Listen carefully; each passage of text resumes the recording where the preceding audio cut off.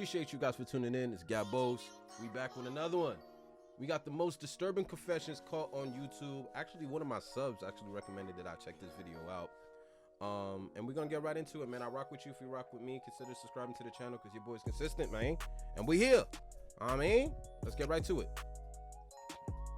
Have been exposed for all sorts of things. Alleged cryptocurrency scams, cheating in Minecraft, child abuse, being a predator, you name it. There's literally thousands of examples of popular exposed videos airing out another's dirty laundry on this platform. But what's far more rare and infinitely more compelling are YouTube's confession videos. Cases where online figures or YouTubers have outright confessed in their own words to scandalous behavior or alleged criminal activity.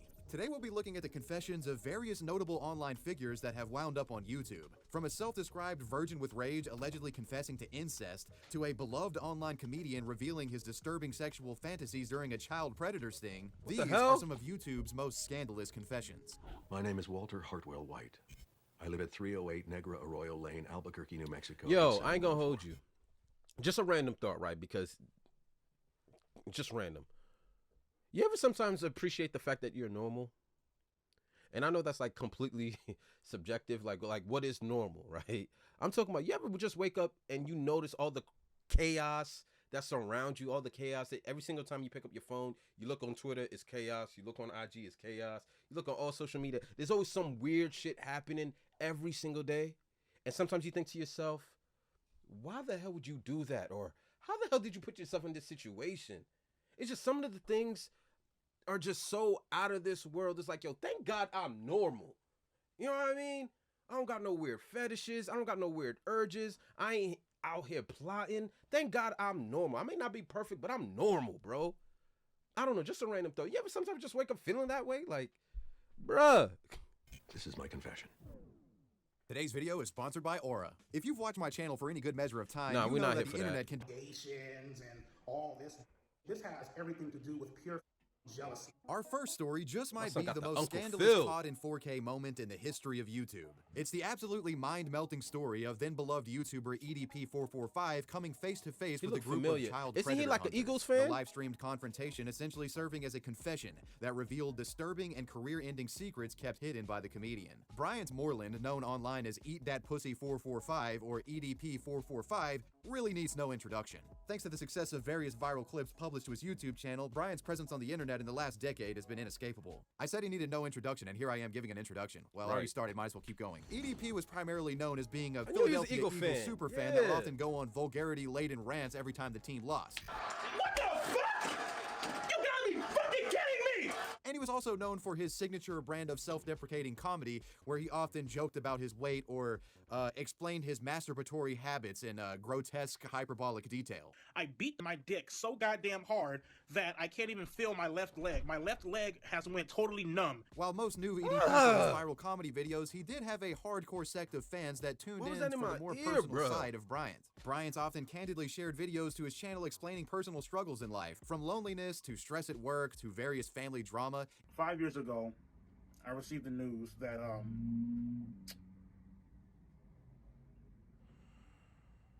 my mom had died. You know, she wouldn't be around to see me get my first car, my first girlfriend, my first kiss. EDP appeared to be an open book and would share his personal life frequently with fans. And in a sea of YouTubers who stick to the script and just try to remain as ad-friendly as possible, EDP stood out. He had the rare gift of being able to connect with his audience on a personal level. Viewers related to him and appreciated his candid personality and keeping it real attitude. Considered by some as one of the funniest and realest YouTubers on the platform, EDP enjoyed great success, eventually passing the 1 million subscriber milestone to great fanfare and was revered within the YouTube community by his creative peers.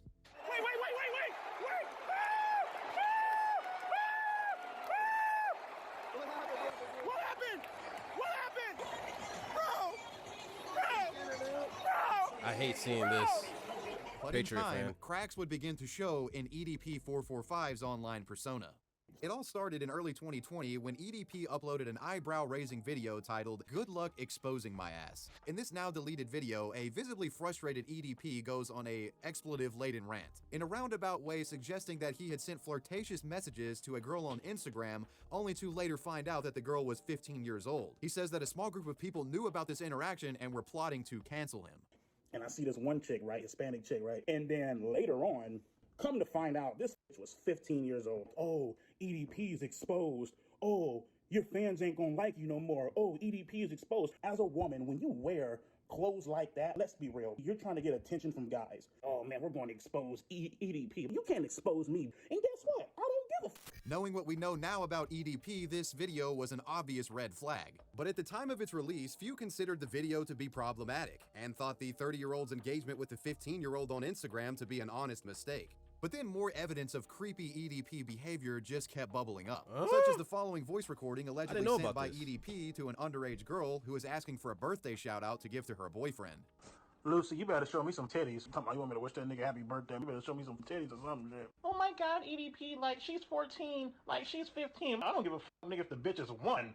Ain't shit free in this motherfucker. Additionally, a disturbing screenshot allegedly showing a conversation between Bryant and an anonymous 17-year-old girl would surface. Big Playboy 445 says, "You're cute and stuff, just worried this might be a fake profile." The supposed 17-year-old girl says, "No, I keep it 100. That's for kids. We can just be with each other." Big Playboy responds threateningly, "If you fuck me over and I find this convo someplace on the internet like Twitter or even in a YouTube video, I swear on my mom's soul I'll find your ass. Don't think for 1 second just because you're hiding behind a damn phone you can't be found." As more evidence was brought to the table, a small yet vocal minority of fans would start accusing EDP of being a predator in his comment section, and they would jump ship from the channel. Some smaller YouTubers even began discussing EDP's creepy behavior. Take, for example, OG Cold Raven, who would make a multi-part video series attempting to expose EDP. Whisperings of these allegations slowly began making their way around the community. Dodging the allegations once again, are we? I exposed you for texting 5 different underage girls. I exposed the fact that you fell for a decoy asking for illicit pictures. They said they were 16, just turned 17 inside of the combo. People got time. You're just lucky that no big channel has really picked up on it. People are gonna want to know what's happening,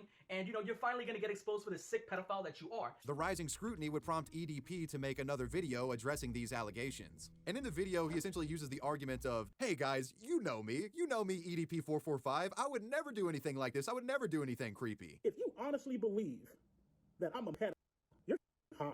That makes sense to me. Despite the objectively dogshit defense presented in this video, the majority of EDP's loyal fan base were satiated by his denials, and the man continued to enjoy a prosperous career for some time, eventually passing the 2 million subscriber milestone sometime around the new year. But in 2021, things were different, as in April of this year, evidence would come forward that would turn the entire internet on its head, exposing EDP445 for the sick and disgusting individual that he truly was. Oh, nah.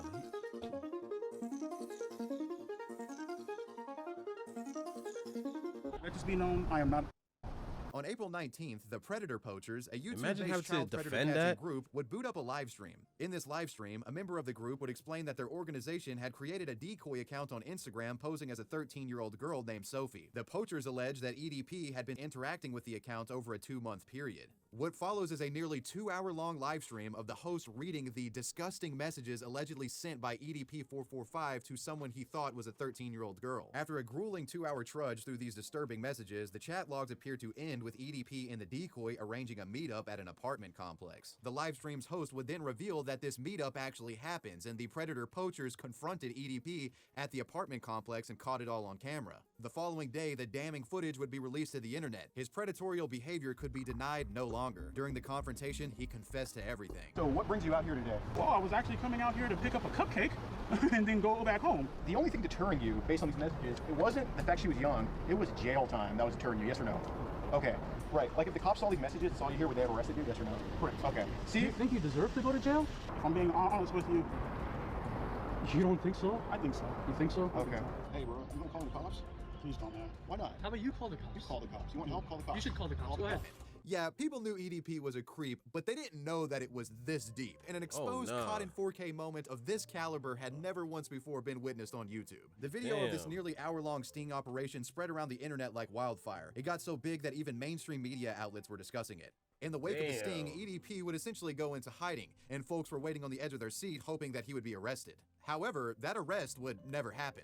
Despite police being called at the scene of the sting and being bombarded with calls from the internet, and EDP's clear admissions here, no formal investigation was ever opened on EDP445.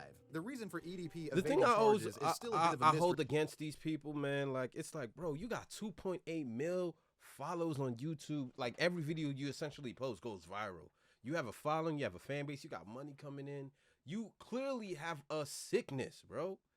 you have all the means and resources to get the help that you need in order to clean up that part, because there's nothing like, there's no coming back from this.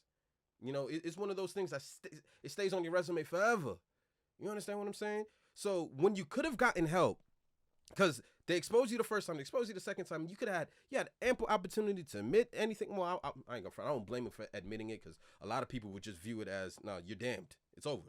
But you had ample opportunity to get the help you needed to resurrect your career and maintain whatever image you was putting out. I didn't even know about this, but instead you still kept things on the down low, like people weren't gonna dig up on you, bro. Come on, you were being traced, you were being followed, you knew you had eyes on you, and you still kept it up. Get them out of here.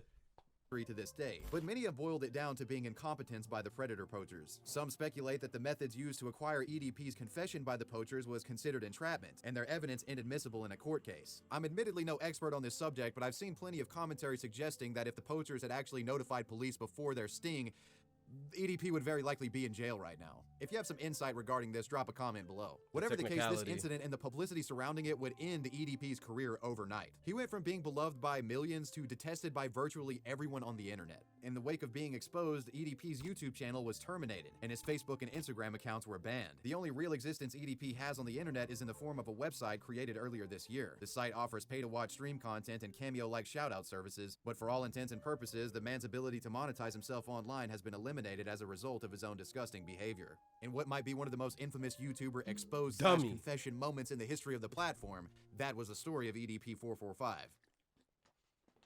Dummy. Pack him up. I was out with some friends. We were all drinking really heavily. Who that, Ben Simmons? Just hopping from bar to bar. Just trying to have a good time, and I lost control.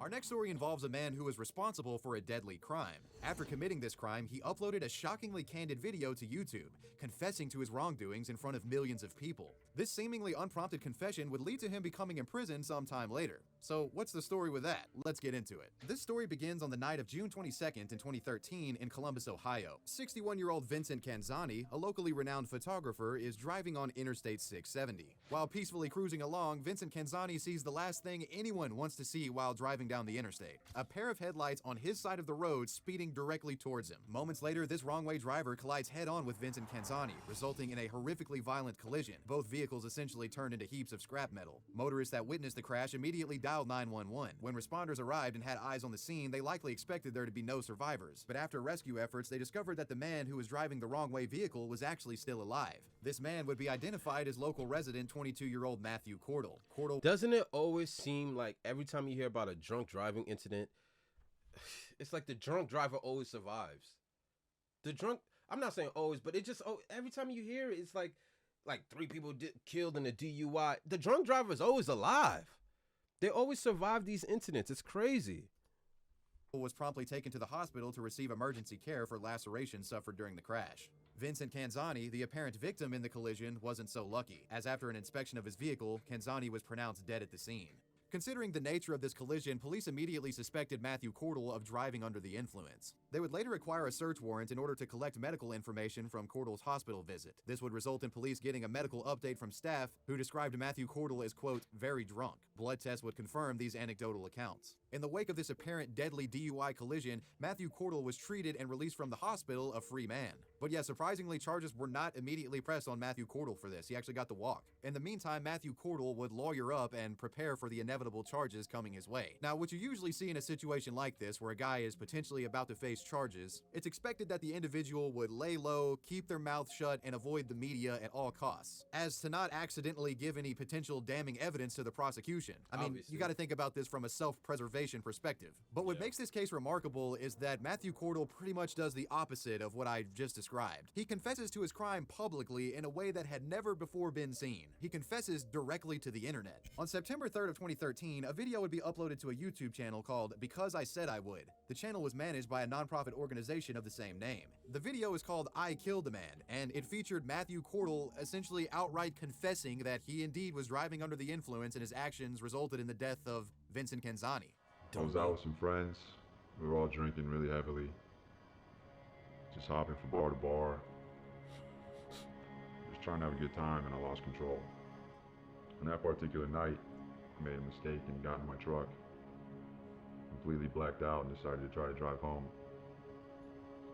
I ended up going the wrong way down the highway, directly into oncoming traffic, and I struck a car. Could have killed your ass, stupid. I killed a man. The video almost immediately went viral and prompted discussion across the internet and the mainstream media. Cordell's confession was received well by the internet masses, with thousands of folks praising him in the comment section for taking responsibility for his crime. On the other hand, some suspected that this melodramatically edited confession video featuring swelling orchestral music was simply a disingenuous ploy for Matthew Cordell to possibly get a lighter sentence if ever convicted. The family of Vincent Canzani would express a similar sentiment and felt as if the video confession had selfish motivations behind it. My name is Matthew Cordell, and on June 22nd, 2013, I hit and killed Vincent Canzani. This video will act as my confession. When I get charged, I will plead guilty and take full responsibility for everything I've done to Vincent and his family. Whatever the case, 7 days after the release of Matthew Cordell's confession video, on September 9th, Cordell was indicted by grand jury and promptly turned himself in to police, prepared to face justice. Matthew Cordell was charged with aggravated vehicular homicide and 1 count of operating a vehicle under the influence, charges that could result in a 2-year prison sentence at the least and 8.5 years at the most. In line with the narrative presented in his confession video, Matthew would plead guilty to these crimes, and just over a month later, on October 23rd of 2013, Matthew Cordell was sentenced to serve 6.5 years in state prison. While in prison, Matthew would do his best to advocate against drunk driving, and he was known to receive and send out a lot of mail from people going through their own issues. On at least one occasion, Matthew was given the opportunity to be recorded while in prison, where he would issue a warning to those thinking they could get away with drunk driving. You know, my hope is that everyone can make the promise not to drink and drive, not to make destructive decisions that could affect others negatively. But if you're not at that point yet, and if you are struggling, make the promise to seek help.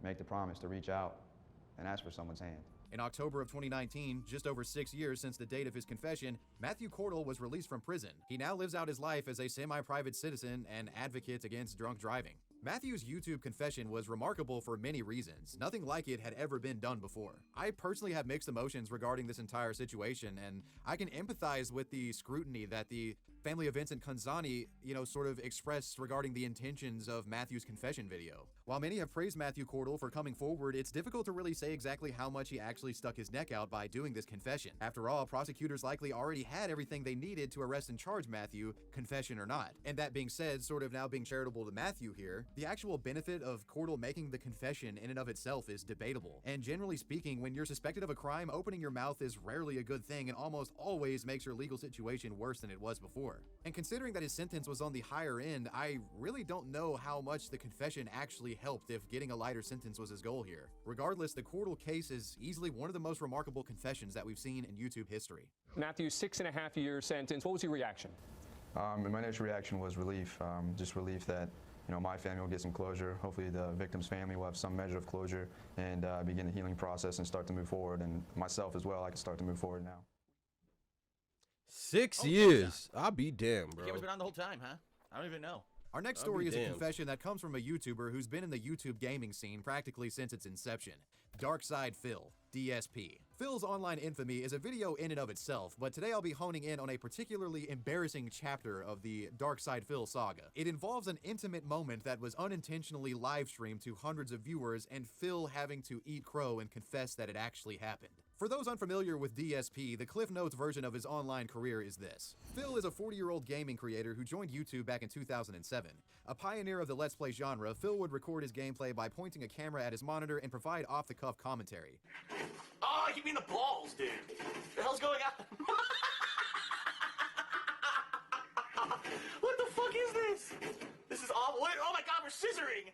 People are watching this? Scissoring. Oh my god. Phil would become one of the most popular gaming figures on YouTube in the late 2000s, and at one point even landed a lucrative machinima contract. But due to his own incompetence and inability to adapt to YouTube's ever-changing trends and quality standards, Phil's relevance peaked in 2011, and his career has essentially been circling the drain ever since. On top of ever-dwindling viewership, Phil has long been plagued by damaging controversies. Be it accusations of Phil milking his fans for money, just various criticisms of his quality of content, and just self-inflicted drama caused by his own toxicity, if you will. Why am I poisoned?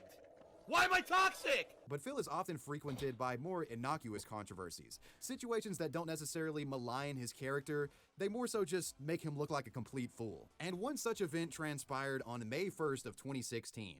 On this day, Phil would go live on YouTube. This broadcast begins with a pre-stream lobby of sorts, with a standby message being shown on screen. The message informing viewers that the stream would be starting soon. However, what Phil failed to realize is that this standby message wasn't the only thing being shown to viewers. Believing that viewers were only seeing this standby screen and not his camera, for the next 13 minutes, folks got to see exactly what Darkside Phil does when he thinks no one is watching. The first several minutes of this pre-stream lobby seem harmless enough, with Phil apparently browsing the internet. But it's when Phil lays back in his chair that things start to get weird. He begins shaking his arms, almost as if he's stroking something, making bizarre facial expressions, and seemed intently focused on his computer screen. Hey, yo.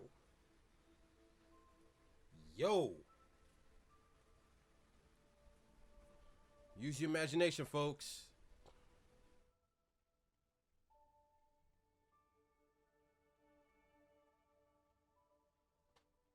Yeah, by now you're probably starting to understand what's happening here. Yeah. After going at it for what comes close to 10 minutes, Phil makes a shocking realization. What is up, everyone? Hello, hello, and welcome. Oh, the camera's on. The camera's been on the whole time, huh? I don't even know.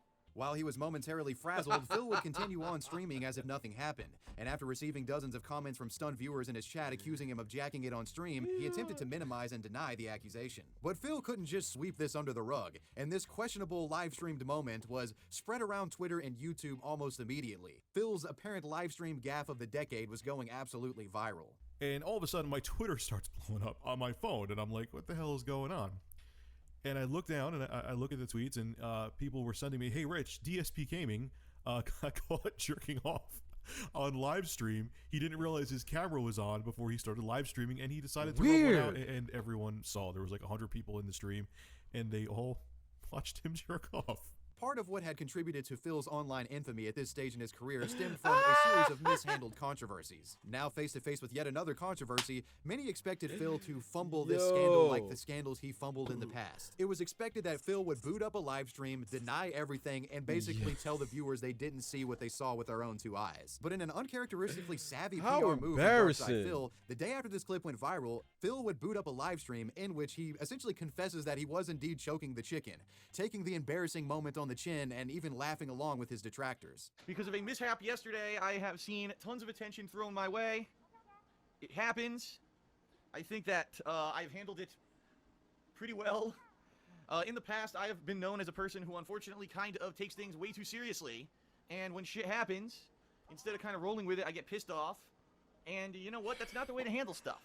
I'm certainly not going to hold it against anyone for joking about something that happened that was completely hilarious in my opinion. I mean, I'll be honest, at first I was incredibly embarrassed, but after the initial shock of knowing what happened, I cannot stop laughing about it. I don't know about anyone else. A lot of people are like appalled. Oh my god! Come on. Yes, because we all know that, you know, it's such an unnatural thing. It's such a horrible, horrendous action. Everyone, you know, whoever has done it should be burned at the stake. Then again, everyone who's done it probably didn't inadvertently live stream it. While I personally find it absolutely fucking insane that someone can just casually go from jacking it to live streaming in a matter of seconds, at the end of the day, Phil's live streaming gaffe was nothing but just some kind of humorous internet degeneracy. The scandal serving as one of the most disturbing yet funniest drama moments of 2016. Phil's live streamed pleasure session would be forgotten in time, and his career continues its perpetual downslope. Probably one of the more humorous confessions that we've seen on YouTube. That was the time. He definitely could have did that prior to even coming in the room. Like, bro, you could have did that in the bathroom, in your bed. Like, what urge crossed your mind as you were about to get on a live stream to, yo, I can't, that man. DSP got caught with his pants down. Tell me why I'm stuck as a virgin with rage. Tell me why I so need a cute girl my age. Well, here we are, the final chapter, and it's about Chris Chan. No. My father! Wait. Hey. Wait. Chris Chan is a name known far and wide across the web. Quite possibly the most documented person in internet history, the story of Chris Chandler, I've never heard of him. transgender woman Christine Chandler, is one that would literally take days to tell. The autistic Sonichu creator has been closely followed by an army of online trolls for close to 15 years now. Every degenerate action taken by Chris documented, cataloged, and scrutinized to exhaustion. I want everything about my house off the internet! I'll send in detectives, I'll send in police, I'll send in everything in my power! Just get it off the internet! Listen to me. Yes. Listen to me. Yes. Shut that goddamn thing off. From drinking their own sperm, to assaulting a GameStop employee, to putting their father's beloved stamp collection on eBay, to the harassment of women, racism, homophobia, and constant e-begging, there's been a plethora of questionable acts committed by Christine, documented by trolls over the years. But today I'll be foregoing coverage of every small Chris Chan plot point and be honing in on a particularly heinous, vile, and disgusting act allegedly committed by Christine Chandler. It's an ongoing situation and vomit-inducing story involving a leaked phone call in which Christine appears to confess to sexually assaulting their 79-year-old mother. While early trolling of Christine mostly involved the mockery of the self-authored Sonichu comics, what has proved to be the long-term hook for internet trolls is Christine Chandler's seemingly endless quest to find a, quote, boyfriend-free girl. The Chris Chan love quest, if you will. For over a decade now, Christine has tried to find a sexual partner, failing time and time again, be it by intervention of internet trolls or just Christine's disgusting nature keeping girls at an arm's length. I mean, we're talking about someone who keeps containers of their own semen in a freezer here, guys. Christine has described themselves in the past as a, quote, virgin with rage, and their only sexual experience was allegedly with a prostitute in 2012. Well, that's not the only alleged sexual experience Christine has had. This is Barbara Chandler, Christine's widowed mother. Currently 79 years old and rumored to suffer from dementia, Barb has appeared in several videos on Christine's YouTube channel over the years. In almost every appearance, Barbara appears confused and seems to be coached by Christine to ask viewers for money. My name is Barbara Chandler. I'm asking you to help us with car payment by buying the blankets. They're nice, they're in perfect shape. They'll make a good addition to your home. The video's giving off an uncomfortable and exploitative vibe. My name is Barbara Chandler. I'm doing fine. What do you want to know? I'm pretty sure this woman has comments below or wherever to my associates, yada yada. I'm pretty sure this woman has a very big heart and a kind soul, but I mean, anybody else getting this weird vibe? It just feels a little eerie. I don't know. Maybe it's just me. And come on, say something else. I feel like I can't look in her in her eyes. What else is there to do?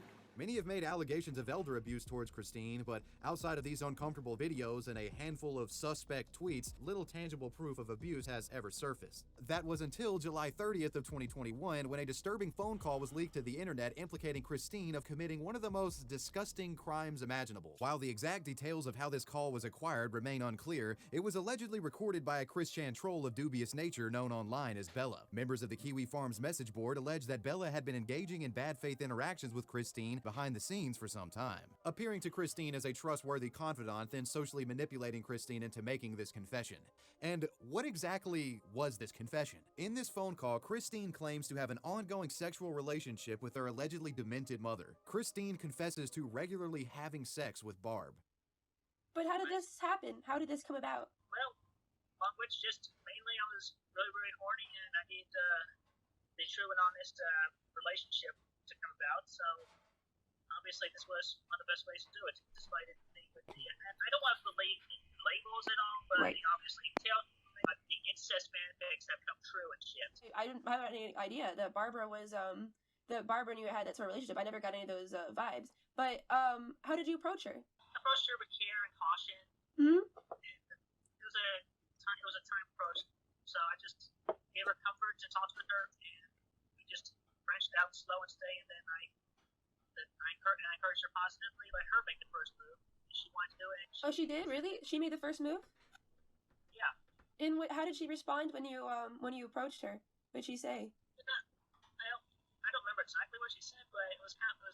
I ain't gonna hold you. I can't even listen to this bullshit, bro. Like, this is so uncomfortable to just hear. Especially what we figured out.